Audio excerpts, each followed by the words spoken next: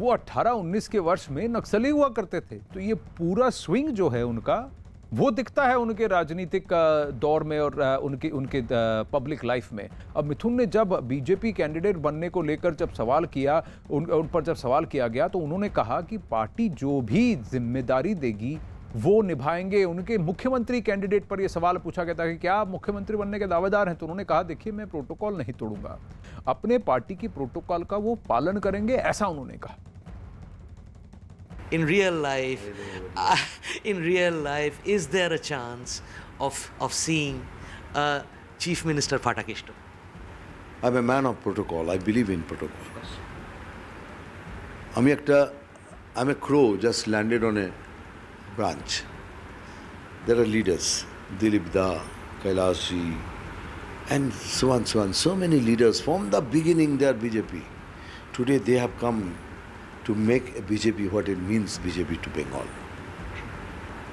And I will not do anything till it comes through protocol to protocol to protocol to protocol.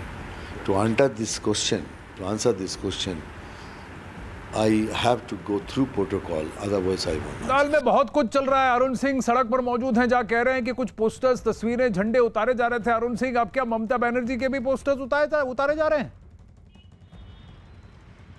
देखिए, ये ममता बनर्जी के ही poster, झंडे और banner उतारे जा रहे हैं। तृणमूल कांग्रेस का ही झंडा है, देखिए ये भी तृणमूल कांग्रेस का, वो भी, और ये ऊपर जरा देखिए ये भी तृणमूल कांग्रेस का झंडा है, जिसको चुनाव आयोग के निर्देश पर जो कर्मचारी हैं, लोकल बॉडी कर्मचारी हैं, ये उतार रहे हैं।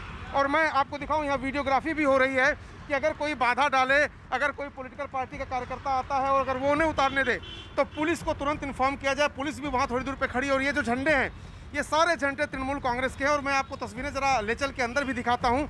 जो होर्डिंग्स हैं, एक पूरा बड़ा सा मिनी ट्रक है और उस मिनी ट्रक के अंदर जितनी भी होर्डिंग है वो तृणमूल कांग्रेस की नेता और सूबे की मुख्यमंत्री ममता बनर्जी की ही होर्डिंग है। इस पूरे इलाके पर, जैसा कि मैंने बताया था, प्रधानमंत्री की रैली के पहले इस पूरे इलाके को पाट दिया गया। तो देखिए जिस तरह से झंडा इसको तोड़ने की कोशिश की जा रही है। और इसमें जितनी भी होर्डिंग है, ये देखिए ममता बनर्जी की होर्डिंग है, ये भी, और जितनी भी होर्डिंग इसमें रखी हुई है या जो झंडे रखे हुए हैं, ये भी ममता बनर्जी की पार्टी तृणमूल कांग्रेस के ही झंडे हैं। तो चुनाव आचार संहिता का जो उल्लंघन लगातार हो रहा था, ये सार्वजनिक जगह है, ये सड़क है जहाँ पे मैं खड़ा हूँ और लाइव दे रहा हूँ। तो चुनाव आचार संहिता का उल्लंघन हो रहा था, ये शिकायत बीजेपी ने भी की थी। और सार्वजनिक जगह पर जिसकी आपने अनुमति नहीं ली, लेकिन देखिए एक अभी भी जो बैनर है, या यूँ कहें कि एक होर्डिंग छोटी सी है, ये अभी भी किसी के छत के ऊपर है। तो अब वहां तक भी पहुंचने की कोशिश जो यहाँ कर्मचारी हैं वो कर रहे हैं। कुल मिलाकर के दोनों पार्टियां, चाहे बीजेपी हो चाहे कांग्रेस हो, ये देखिए एक और झंडा यहाँ पर, जितनी ऊंचाई पर जहाँ से झंडा मिलता है वहाँ से उसको तोड़ करके, उखाड़ करके यहाँ पर बैनर हो, पोस्टर हो, झंडे हो। अब देखिए ये जो है ये बड़ी मुश्किल है। अब ये कैसे उतारा जाएगा, ये देखिए ये चुनौती है। ये जो चुनाव आयोग के निर्देश पर ड्राइव चल रही है, ये बड़ी चुनौती है कि इसको कैसे उतारा जाए। जी, पोस्टर लगा है अरुण, तो पोस्टर उतरेगा भी, होर्डिंग लगा है तो होर्डिंग उतरेगा भी। लेकिन एक बात है कि कोई भी पार्टी हो, वो चुनाव आचार संहिता जो है उसका उल्लंघन नहीं कर सकती। और ये नियम जो है, किसी के लिए कोई भी लैक्सिटी नहीं, दोनों तरफ से ये किया जाएगा। निश्चित रूप से फ्री एंड फेयर इलेक्शन, निष्पक्ष चुनाव की पहली शर्त यही होती है कि किसी के पक्ष में माहौल क्रिएट नहीं करने दिया जाए। माहौल है अगर जनता के बीच तो वो जीत जाएगा वोटिंग के दिन, लेकिन माहौल क्रिएट न किया जाए, अनड्यू किसी को फेवर न दिया जाए। चूंकि यहाँ पर सूबे में सरकार है तृणमूल कांग्रेस की, और उसकी होर्डिंग और उसके बैनर को अगर उतारा जा रहा है, तो मुझे लगता है कि चुनाव आयोग काफी सख्त है इस मामले को लेकर के। और ये देखिए जितने भी कर्मचारी हैं, ये लोग लगातार आ रहे हैं ऑन इलेक्शन ड्यूटी। ये जो इनकी गाड़ी देखिए यहाँ पर चुनाव की ड्यूटी इनकी है, ये सारे ऑब्जर्वर्स हैं और इन लोगों के निर्देश पर ही ये होर्डिंग, पोस्टर, बैनर सब कुछ उतारा जा रहा है। आनंद, तो जब वो होर्डिंग वहां, जब तक वो होर्डिंग वहां उतरता है, थोड़ा सा आप चहलकदमी करके वापस वहीं उस टेम्पो की तरफ चले जाएं अरुण, और जरा दिखाएं कि उस टेम्पो में क्या क्या रखा हुआ है। आपने कई सारे होर्डिंग दिखाए, कई सारे आपने ये भी दिखाए, झंडे भी दिखाए, और फिर मैंने देखा कि कुछ कर्मचारी हैं निकाल के कुछ झंडे भी डाल रहे हैं। उस टेम्पो के अंदर क्या क्या है, जरा एक बार फिर दिखा दीजिए जब तक ये होर्डिंग उतरता है। जी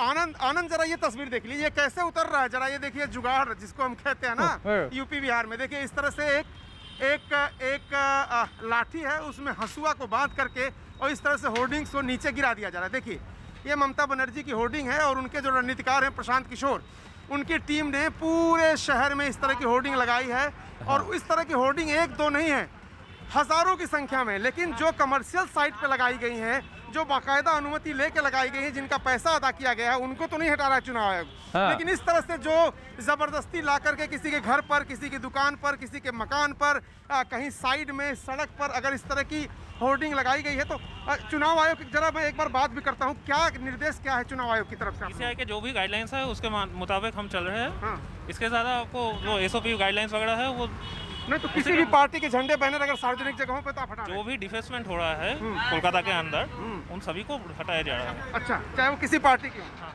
जो भी तो देखिए ये इसको हटाने की अभी कोशिश जारी है। लेकिन जो आप टेम्पू जिसकी बात कर रहे थे, जी, जरा मैं उधर लेके हाँ। चलता हूँ आपको, आनंद नरसिम्हन जी। और आपके जरिए मैं सारे देश को दिखाना ये चाह रहा हूँ कि चुनाव आयोग सक्रिय तो हुआ है और चुनाव, ये टेम्पू देखिए और यहाँ पर जितनी भी होर्डिंग है आपको देखिए, जरा एक बार दिखाए जयपाल रावत जी। यहाँ पर ममता बनर्जी की तस्वीर है और यहाँ हावड़ा ब्रिज की तस्वीर बनी है, तृणमूल कांग्रेस का वहाँ पर निशान है। और नीचे लिखा है कि पश्चिम बंगाल को तो उसकी बेटी ही चाहिए।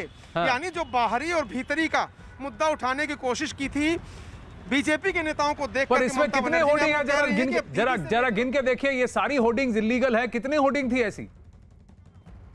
एक, दो, 3, 4, 5, 6, 7, 8, 9 होर्डिंग और वो होर्डिंग है 10वीं होर्डिंग एक और जो संख्या में उतर रही है। तो झंडे हैं। 10 होर्डिंग जो है इलीगल लगाई गई थी, यानी कि आचार संहिता के विरुद्ध।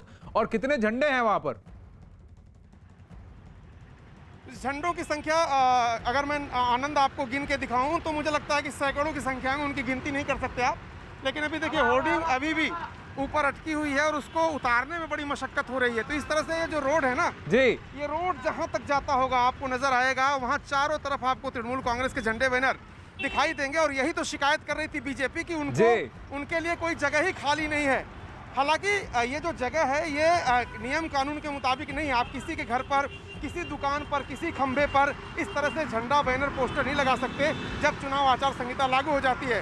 तो देखिए ट्रक को पीछे लाया जा रहा है एक बार फिर, और वो होर्डिंग जो है वो जब नीचे गिरेगी तो उसको इसी में रख करके ले जाया जाएगा। आनंद जी, तो मैं अब ये आपसे कह रहा था कि चुनाव आचार संहिता के जो उल्लंघन की लगातार शिकायतें आ रही थी, उसके बाद चुनाव आयोग सक्रिय हुआ है। और ये जो ड्राइव है इस पूरे रोड पर पर ये एक प्रकरण है। अरुण, आपने भी कई चुनाव देखे हैं, मैंने भी देखा है। ये